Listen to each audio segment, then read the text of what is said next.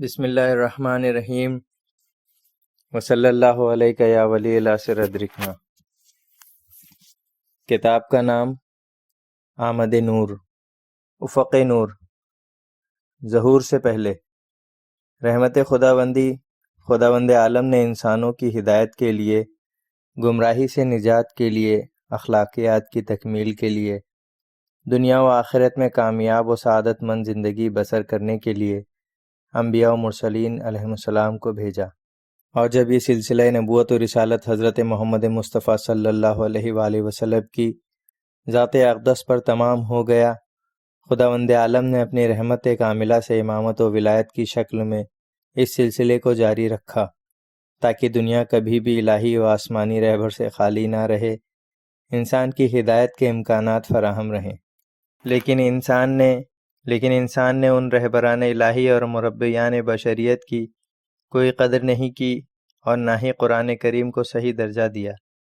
قرآن کریم کے ظاہری الفاظ کو ذہن میں محفوظ رکھا، معنی و مطالب کی منمانی تفسیر و تعویل کی، ظاہر کی حفاظت کی، روح کو پامال کیا۔ اس طرح رہبران الہی سے استفادہ کرنے کے بجائے، ان کے اقوال کی روشنی میں دین و دنیا سنوارنے کے بجائے، شیطان اور شیطان صفتوں کی پیروی کرتے ہوئے ان نورانی و آسمانی شخصیتوں پر طرح طرح کے مصائب ڈھائے، ہر روز ایک نئے ظلم و ستم کی بنیاد ڈالی، عدل و انصاف کے بجائے ظلم و جور کا راستہ اختیار کیا، اور اس غلط انتخاب کا اثر یہ ہوا کہ دنیا ظلم و جور سے بھر گئی، فساد و تباہی عام ہو گئی، امن و امان غائب ہو گیا، اخلاق و کردار سے دنیا خالی ہو گئی، خود غرضی اور خود پرستی عام ہو گئی، روحانیت و معنویت قصہ پارینہ بن گئی، ایک دوسرے کے حقوق کا خیال ماضی کی داستان ہو گئی۔ انسان کی ناقدری، ان ناقدریوں کا نتیجہ حضرت ولی عصر علیہ السلام کی غیبت کی شکل میں ظاہر ہوا۔ انسان اپنے امام، رہبر، مربی، ولی سردار کی ظاہر بظاہر زیارت اور ملاقات سے محروم ہو گیا۔ غیبت کا دور آزمائش کے ساتھ شروع ہوا۔ معصومین علیہ السلام کی دور رس نگاہیں حال کے آئینے میں مستقبل کو دیکھ رہی تھیں۔ وہ دیکھ رہے تھے کہ مسلسل ناقدریوں اور ظلم و جور و ستم کی بنا پر امام آخر کو خدا کے حکم سے غیبت اختیار کرنا ہوگی۔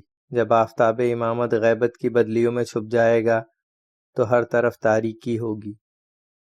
حضرت امام جعفر صادق علیہ السلام نے غیبت کے زمانے کے حالات اس طرح بیان فرمائے ہیں۔ حالات زمانہ: جس وقت ظلم و جور ہر طرف عام ہو جائے، قرآن بھلا دیا جائے، ہوا و ہوس کی روشنی میں اس کی تفسیر ہونے لگے، اہل باطل حق والوں پر غالب آ جائیں، با ایمان افراد سکوت اختیار کر لیں، رشتہ داریاں ٹوٹ جائیں، چاپلوسی عام ہو جائے، خیر اور اچھائیوں کے راستے خالی ہوں، برائیوں کے راستے پر ازدحام ہو، حلال حرام ہو جائے، حرام حلال ہو جائے، خدا کی ناپسندیدہ راہوں میں سرمایہ خرچ ہو رہا ہو، حکومت کے ملازمین میں رشوت عام ہو، اخلاقیات کو برباد کرنے والی سرگرمیاں اس قدر عام ہو جائیں کہ کوئی ان کو روکنے کی جرأت نہ کر سکے، قرآن کی حقیقت کا سننا گراں معلوم ہوتا ہو، باطل کو مزہ لے لے کر سننا جا رہا ہو، غیر خدا کے لیے حج کیا جا رہا ہو، دل پتھر ہو گئے ہوں، لوگوں کو امر بالمعروف سے روکا جا رہا ہو اور کہا جا رہا ہو یہ آپ کی ذمہ داری نہیں ہے، ہر سال ایک نیا فساد اور ایک تازہ بدعت وجود میں آ رہی ہو۔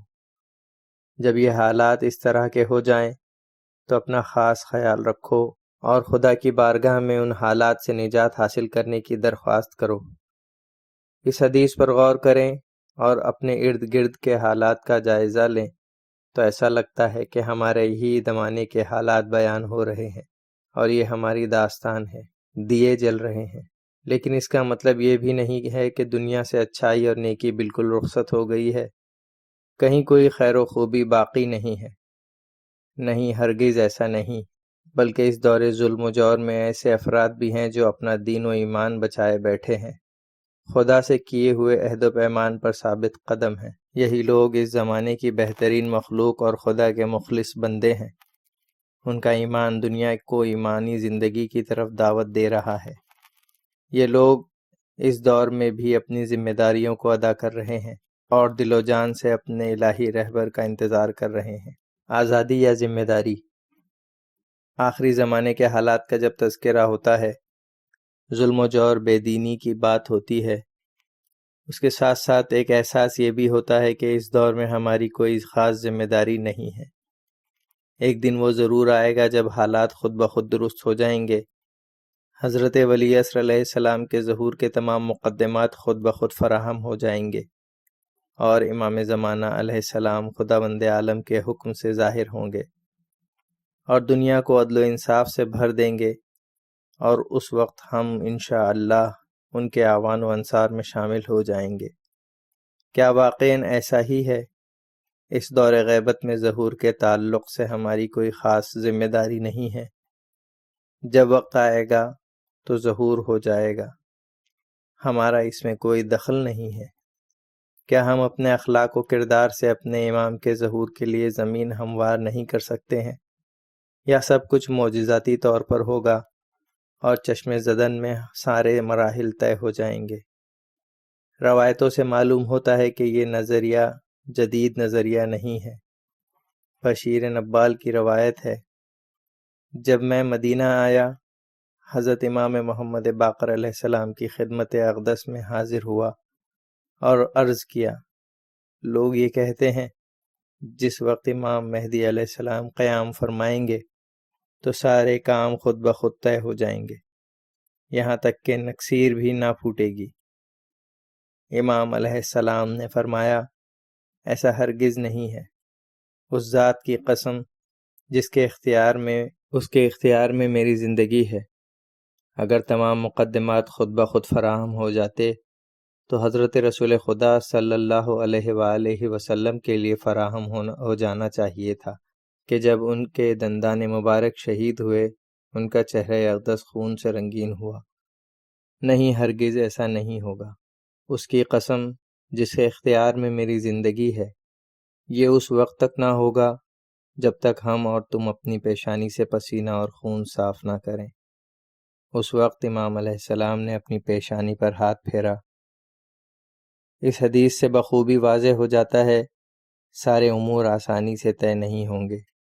ظہور کی زمین ہموار کرنے کے لیے مشکلات کا سامنا کرنا پڑے گا اور سخت ترین مشکلات کا سامنا کرنا پڑے گا۔ یہ بات بالکل روشن ہے۔ مقصد اور ہدف جس قدر بلند و وسیع ہوگا، اس کا حصول اتنا ہی دشوار اور سخت ہوگا۔ اگر مقصد کا حصول عزیز ہے تو سختیاں برداشت کرنا لازم ہے۔ حضرت ولی عصر علیہ السلام کے ظہور پر نور کا مقصد دنیا کے کسی ایک حصے میں عدل و انصاف پھیلانا نہیں ہے، کسی ایک ظالم و جابر کا خاتمہ نہیں ہے، بلکہ وہ ساری دنیا کو عدل و انصاف سے بھر دیں گے اور ہر ظالم و جابر کا خاتمہ کر دیں گے۔ شیطان اور شیطان صفتوں کو نیست و نابود کر دیں گے۔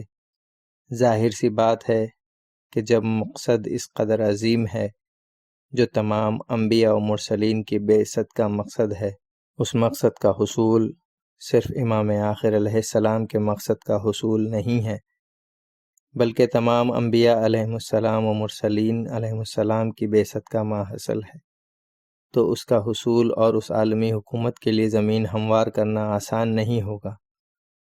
حضرت امام محمد باقر علیہ السلام کی روایت ہے، ابو حمزہ شمالی سے روایت ہے، حضرت امام محمد باقر علیہ السلام کو فرماتے ہوئے سنا، جب صاحب امر حضرت امام مہدی علیہ السلام کا ظہور ہوگا، ان کو اسی طرح کے مسائل سے دوچار ہونا پڑے گا جو حضرت رسول خدا صلی اللہ علیہ وآلہ وسلم کو پیش آتے تھے، بلکہ اس سے زیادہ سخت اور مشکل۔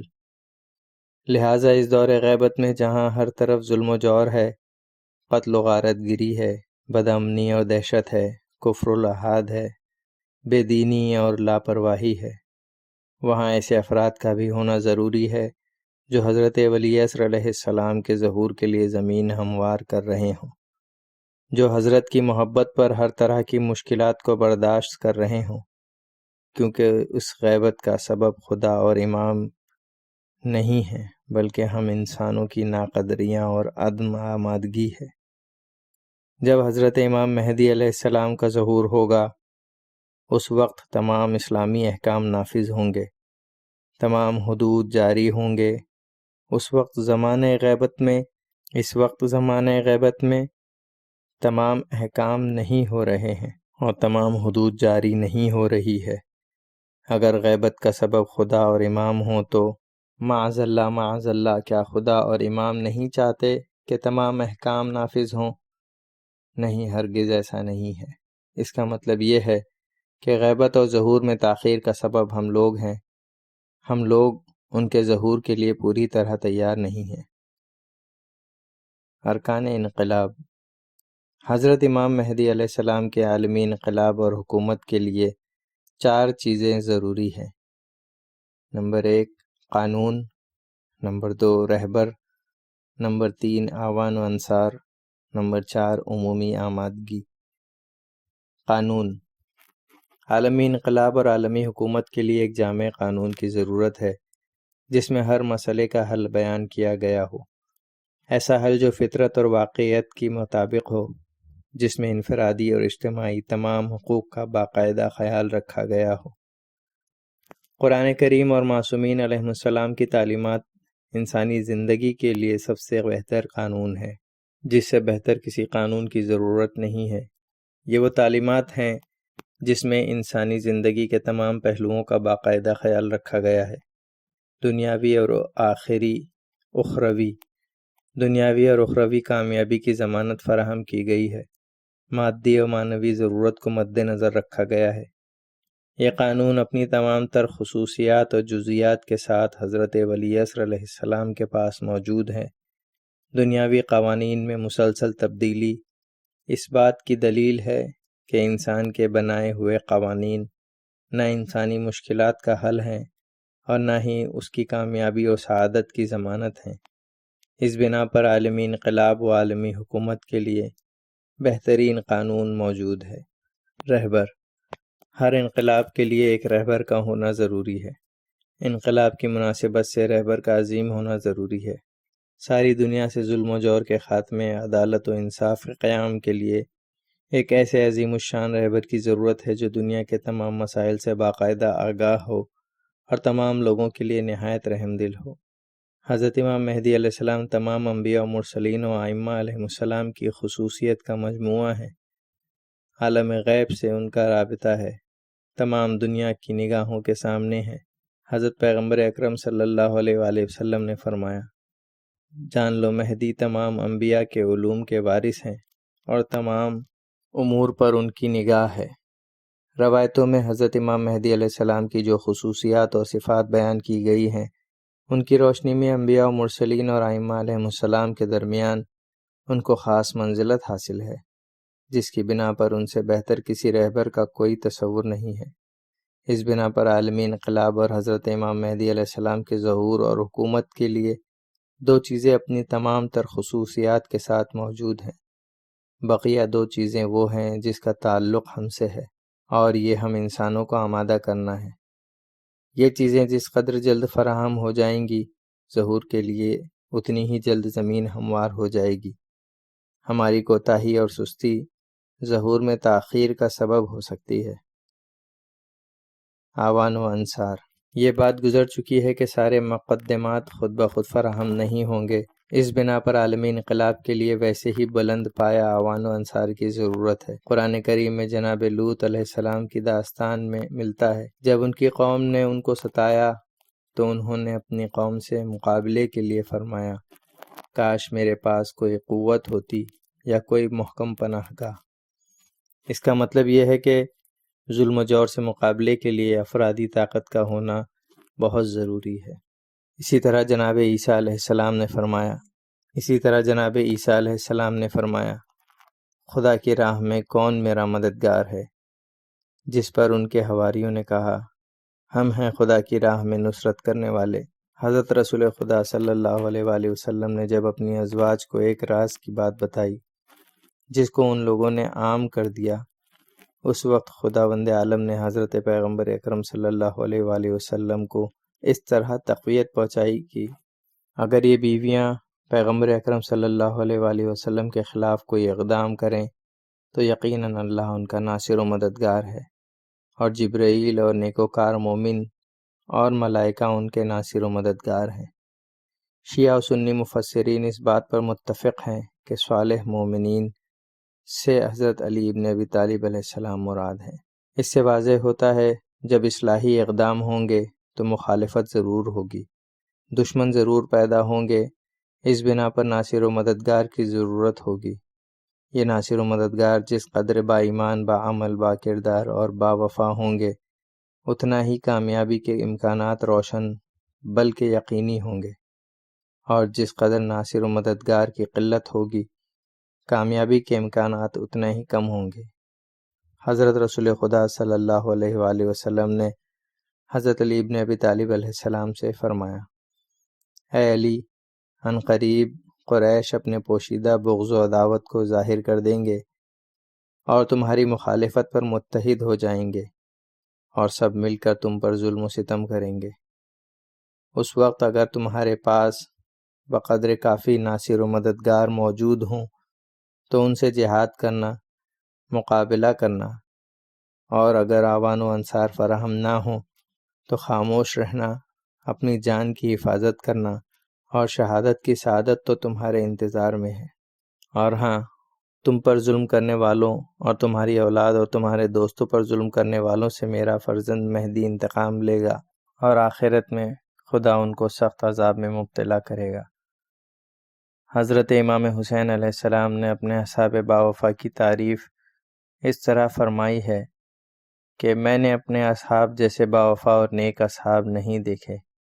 حضرت امام حسین علیہ السلام کے اقدام کی ایک اور وجہ اصحاب باوفا کی موجودگی، حضرت امیر المومنین علیہ السلام، حضرت امام حسن علیہ السلام اور بقیہ ائمہ علیہ السلام کی خاموشی اور خانہ نشینی کی ایک وجہ بقدر ضرورت اصحاب باوفا کی عدم موجودگی ہے۔ ذیل کے واقعے سے اس کا بخوبی اندازہ ہو جائے گا۔ حضرت امام جعفر صادق علیہ السلام کے ایک صحابی جناب سہل ابن حسن خراسانی نے حضرت امام جعفر صادق علیہ السلام سے عرض کیا، کیا وجہ ہے کہ آپ اپنا حق حکومت سے حاصل کرنے کے لیے قیام نہیں فرماتے ہیں، جبکہ 1,00,000 شیعہ شمشیر بکف آپ کی نصرت کے لیے حاضر ہیں؟ اس وقت وہاں ایک تندور تھا جس میں آگ روشن تھی۔ امام نے سہل سے فرمایا، اے خراسانی، اس تندور میں بیٹھ جاؤ۔ سہل کو یہ احساس ہوا کہ امام اس سے ناراض ہو گئے ہیں، لہٰذا وہ امام کی خدمت میں معذرت کرنے لگا، آقا مجھے معاف فرمائیں، مجھے آگ کے عذاب میں مبتلا نہ کریں۔ امام علیہ السلام نے معاف کر دیا۔ اسی دوران امام علیہ السلام کے واقعی شیعہ جناب ہارون مکی آن پہنچے اور سلام کیا۔ امام علیہ السلام نے سلام کا جواب دینے کے بعد فرمایا، اس تندور میں بیٹھ جاؤ۔ ہارون فوراً اس تندور میں بیٹھ گئے۔ اس دوران امام علیہ السلام نے خراسانی کی خبریں بیان کرنا شروع کیں۔ ایسا لگتا تھا کہ خود امام علیہ السلام خراسانی میں موجود ہیں۔ تھوڑی دیر کے بعد امام نے خراسانی سے کہا، ذرا تندور میں دیکھو۔ خراسانی نے جب تندور میں دیکھا تو دیکھا کہ ہارون مکی آرام سے تندور میں بیٹھے ہوئے ہیں۔ اس وقت امام علیہ السلام نے خراسانی سے دریافت کیا، خراسان میں ہارون جیسے کتنے لوگ ہیں؟ خراسانی نے جواب دیا، خدا کی قسم، ایک بھی اس طرح کا نہیں ہے۔ اس وقت حضرت امام جعفر صادق علیہ السلام نے فرمایا، جب تک 5 یاور و مددگار نہ ہوں ہم اس وقت تک قیام نہیں کریں گے۔ ہم بہتر جانتے ہیں کہ قیام کے لیے کون سا وقت مناسب ہے۔ وقت سے پہلے اقدام و قیام کرنے کے سلسلے میں حضرت امام محمد باقر علیہ السلام کی یہ روایت کس قدر بلیغ و جامع ہے۔ حضرت فرماتے ہیں، ہم اہل بیت کے قائم کا ظہور و قیام حضرت رسول خدا صلی اللہ علیہ وآلہ وسلم کے قیام کی طرح ہے۔ ہم اہل بیت کے قیام قائم سے پہلے جو قیام کرے گا وہ اس چوزے جس کے بال اوپر نہیں ہوتے اس کی طرح ہے، جو اپنے گھونسلے سے باہر نکل آئے، بچے اس کو کھیل ڈالتے ہیں۔ یعنی پوری تیاری اور ساز و سامان کے بغیر قیام کرنا بغیر بال و پر کے پرواز کرنے کی طرح ہے۔ کچھ خاص حاصل نہ ہوگا اور نقصان زبردست ہوگا۔ لہٰذا بہت مناسب ہے حضرت ولی عصر علیہ السلام کے اصحاب باوفا کی خصوصیات بیان کر دی جائیں تاکہ اس کو آئینہ قرار دیتے ہوئے ہم خود اپنا محاسبہ کریں، اپنا جائزہ لیں اور ان صفات سے اگر نہیں پائی جاتی ہیں خود کو آراستہ کرنے کی کوشش کریں۔ شفق نور، انصار نور۔ معرفت و اطاعت۔ حضرت امام مہدی علیہ السلام کے انصار خدا اور اپنے امام کے بارے میں گہری معرفت رکھتے ہیں۔ وہ کامل معرفت کے ساتھ میدان میں ہیں، جذبات کی بنیاد پر نہیں بلکہ معرفت کی بنیاد پر۔ حضرت علی علیہ السلام ان کے بارے میں فرماتے ہیں، یہ وہ لوگ ہیں جو خدا کی کامل معرفت رکھتے ہیں۔ یہ حضرات اپنے امام کو صرف نام و نسب کے ساتھ نہیں پہچانتے ہیں بلکہ اپنے امام کے بارے میں کامل معرفت رکھتے ہیں۔ وہ جانتے ہیں کہ اس پوری کائنات میں امام علیہ السلام کو کیا منزلت و مقام حاصل ہے، ان کے اختیارات کہاں تک ہیں، ان کی ولایت کا دائرہ کہاں تک ہے۔ یہ ان کی محبت سے سرشار اور ان کی اطاعت و فرما برداری میں سراپا تسلیم ہیں۔ وہ یہ جانتے ہیں کہ امام علیہ السلام کا ہر حکم خدا اور رسول کا حکم ہے، ان کی اطاعت خدا اور رسول کی اطاعت، ان کی نافرمانی خدا اور رسول کی نافرمانی ہے۔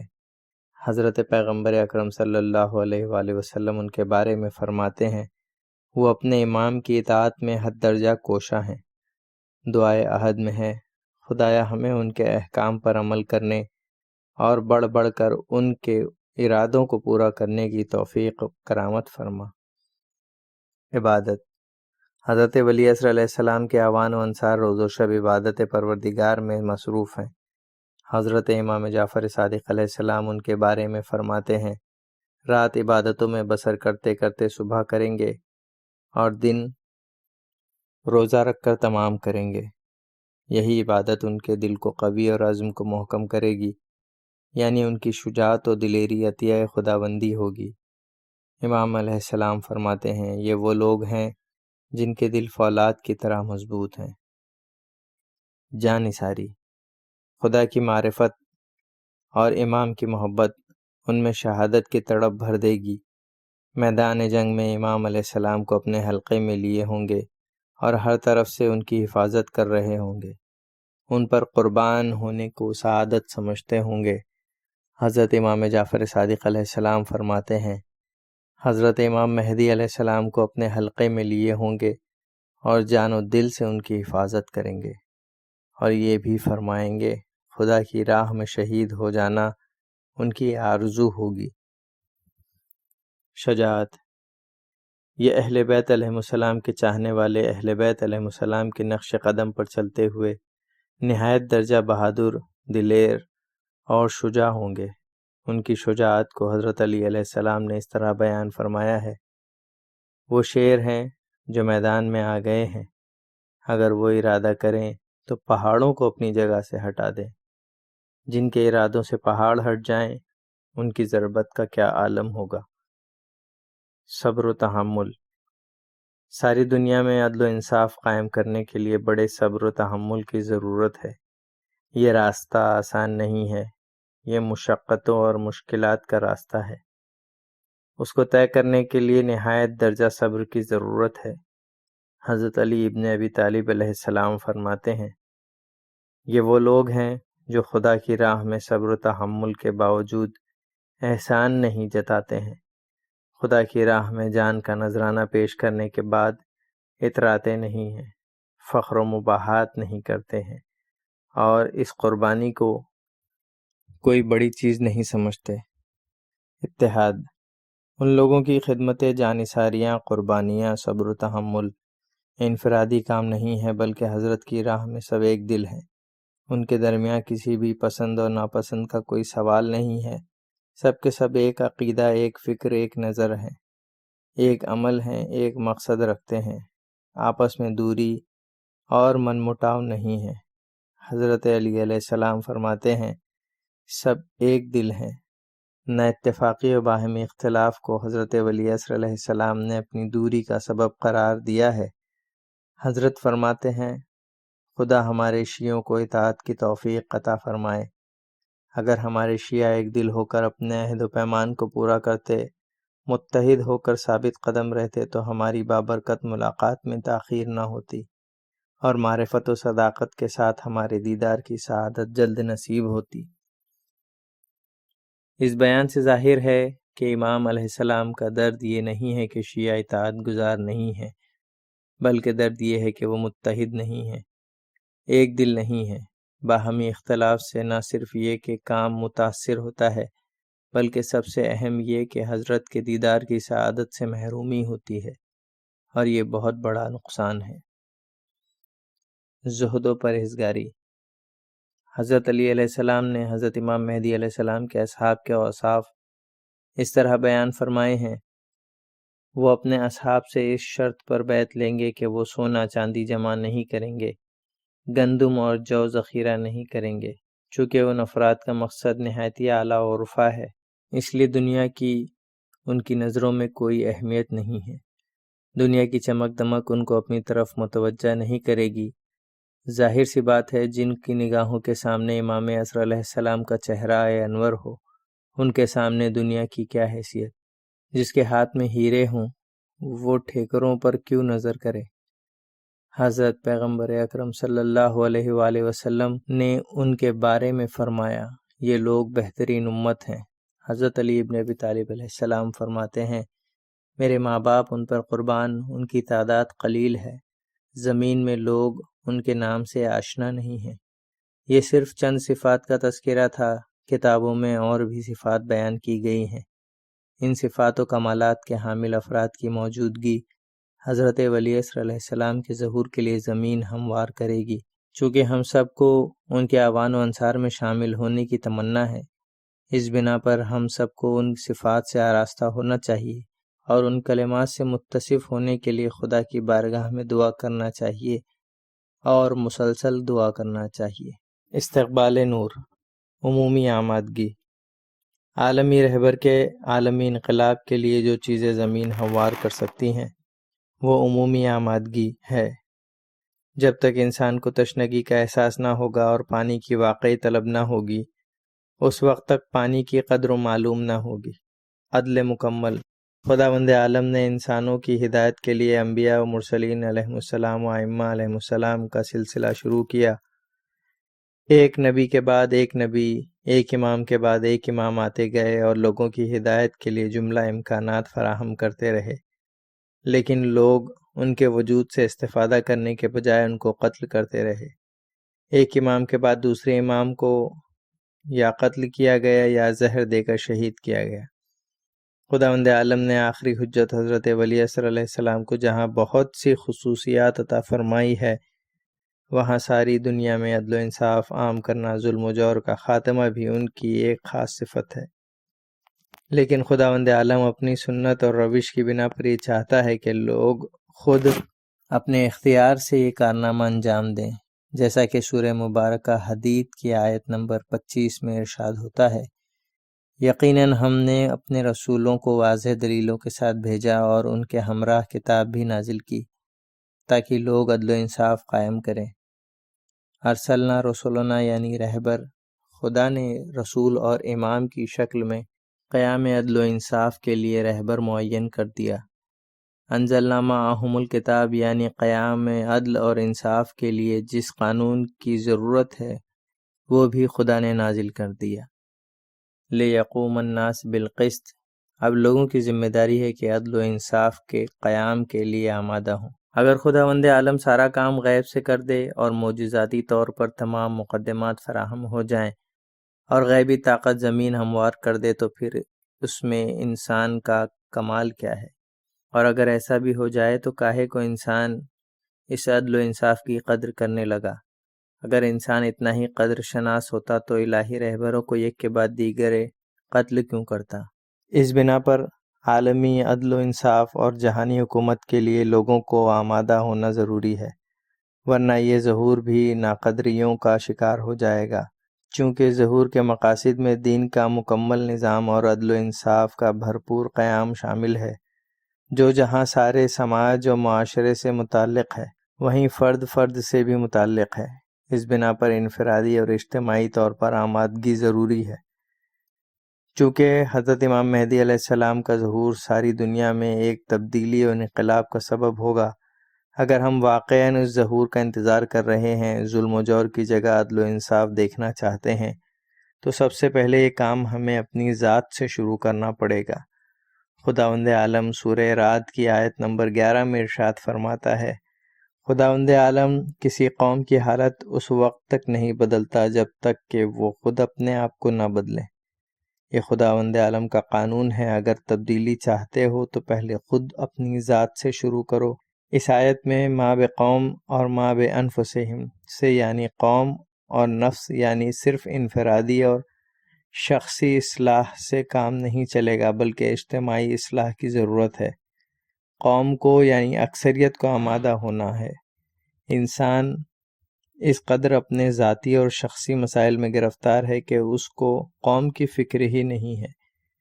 اسی غفلت نے دنیا کو ظلم و جور سے دوچار کر دیا ہے۔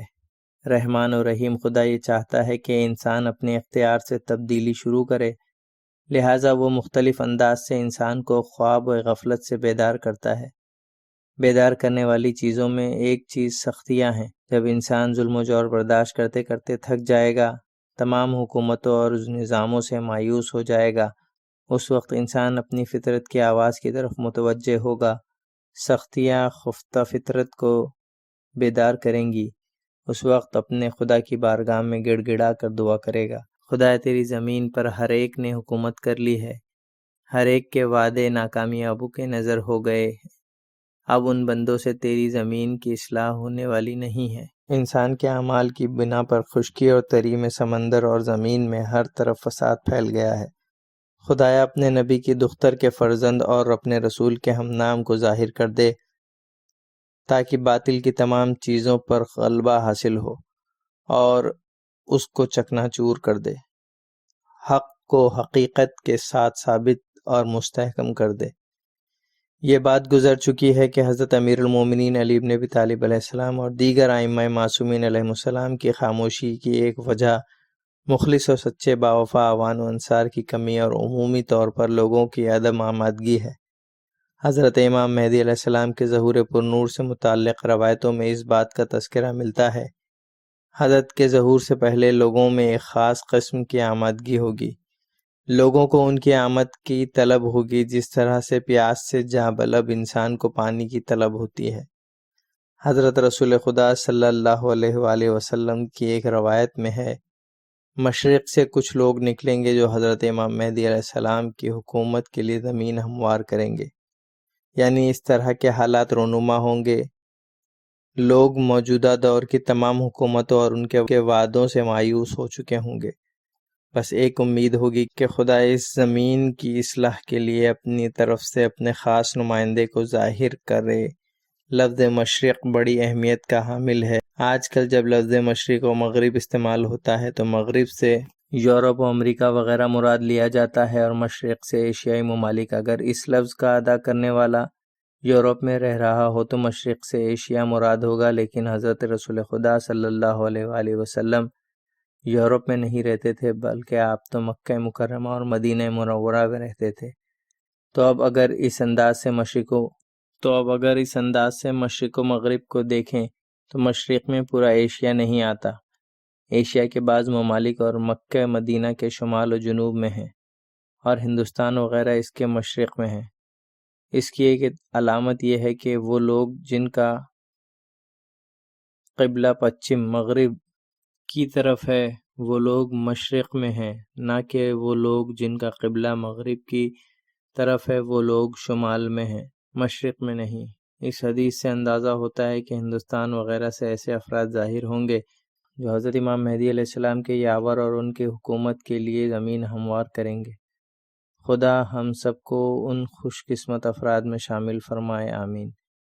جب ہر طرف سے مایوسی ہو جائے گی اور لوگوں کو باقاعدہ یہ احساس ہو جائے گا کہ ان کی تمام مشکلات کا حل صرف اور صرف حضرت امام مہدی علیہ السلام اور ان کی عادلانہ حکومت ہے، اس وقت لوگ نہ صرف بے چینی سے ان کی آمد کا انتظار کر رہے ہوں گے بلکہ ان کے دل بھی حضرت کی محبت سے مالا مال ہوں گے۔ روایت میں ہے حضرت امام مہدی علیہ السلام اس وقت ظہور فرمائیں گے جب لوگوں کی طرف سے ملنے والی تکلیف اور مشکلات کی بنا پر نظروں سے غائب حضرت امام مہدی علیہ السلام لوگوں کے نزدیک سب سے زیادہ محبوب ہوں گے۔ اگر کوئی شخص ہر طرف سے دشمنوں میں گرفتار ہو اور اس کی امیدوں کا مرکز وہ شخص ہو جو نظروں سے دور ہو مگر اس کی آمد سے تمام مشکلات کا خاتمہ ہونے والا ہو، تو یہ غائب لوگوں کے دلوں میں کس قدر محبوب ہوگا۔ یہ محبوبیت مقبولیت اور فرمانبرداری کا سبب ہوگی۔ حضرت امام حسین علیہ السلام کے اصحاب باوفا کے بارے میں ملتا ہے، یہ لوگ امام حسین علیہ السلام کو اس قدر زیادہ چاہتے تھے، ان کی محبت میں ان کے زخموں کی تکلیف کا احساس نہ ہوتا تھا۔ جناب سید ابن طاؤس علیہ الرحمہ نے یہ روایت نقل کی ہے۔ حضرت امام مہدی علیہ السلام اس وقت ظاہر ہوں گے جب نفس زکیہ قتل کر دیے جائیں گے۔ ان کے قتل کے بعد اہل آسمان و زمین ان کے قاتلوں پر زبردست ناراض اور غضبناک ہوں گے۔ اس وقت لوگ حضرت امام مہدی علیہ السلام کے گرد جمع ہوں گے اور ان کو اس طرح لائیں گے جس طرح دلہن کو شوہر کے گھر لے جاتے ہیں۔ دلہن کو کس طرح عزت و احترام و محبوبیت کے ساتھ گھر لایا جاتا ہے، اس سے اندازہ ہوتا ہے کہ لوگ ان کے دیدار سے کس قدر مشتاق ہوں گے۔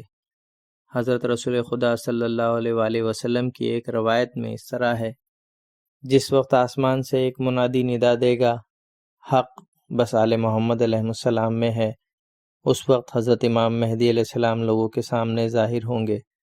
لوگوں کے دل ان کی محبت سے اس طرح بھرے ہوں گے کہ بس ان کے ذکر کے علاوہ کسی اور کا ذکر نہ کریں گے۔ اس وقت لوگوں کے اشتیاق کا یہ عالم ہوگا۔ جب مومنین کو ان کے ظہور کی خبر ملے گی تو زمین کے گوشے گوشے سے اس طرح شوق و محبت سے ان کی طرف کھینچ کر آئیں گے جس طرح اونٹنی اپنے شیرخوار بچے کی طرف جاتی ہے۔ جس وقت شدید محبت و شوق کا اظہار کرنا مقصود ہو، اس وقت یہ مثال دی جاتی ہے۔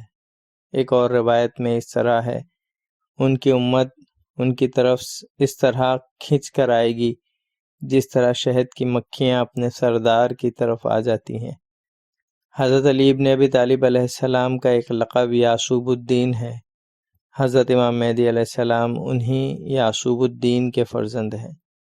اب اس دور میں ہم سب کی ذمہ داری ہے خود کو ان اوصاف و اخلاق سے آراستہ کریں جو حضرت امام مہدی علیہ السلام کے اعوان و انصار کے بیان کیے گئے ہیں، اور زمین کو ان کے ظہور پر نور کے لیے آمادہ کریں، لوگوں کو ان کی طرف متوجہ کریں، لوگوں کے دلوں کو ان کی معرفت و محبت سے مالا مال کریں، اور کچھ اس طرح ان کا ذکر کریں کہ دنیا سراپا اشتیاق ہو کر ان کے ظہور کا انتظار کرنے لگے اور ان کی عادلانہ حکومت کے لیے پوری طرح سے آمادہ ہو جائے۔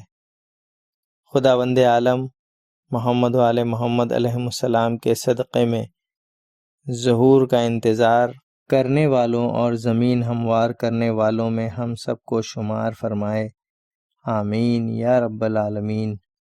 اللہم صلی علی محمد و آل محمد وعجل فرجہم۔